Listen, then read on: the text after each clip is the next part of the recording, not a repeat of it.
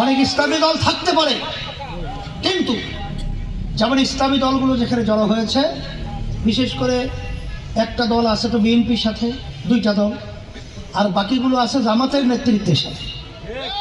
কেউ কিন্তু ইসলামকে ক্ষমতায় নেওয়ার প্রতিশ্রুতি দেয় না, কিন্তু একমাত্র ইসলামী আন্দোলন বাংলাদেশ আমরাই কিন্তু পরিষ্কারভাবে বলেছি যে আমরা ইসলামকে ক্ষমতায় নিতে চাই।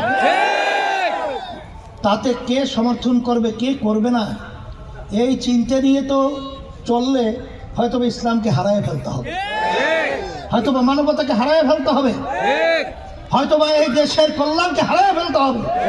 আজ হোক কাল হোক, আল্লাহ যদি কবুল করেন যে এই মিশন হকের উপরে থাকলে আল্লাহ বিচার করবেই করবে, কোনো সন্দেহ নেই।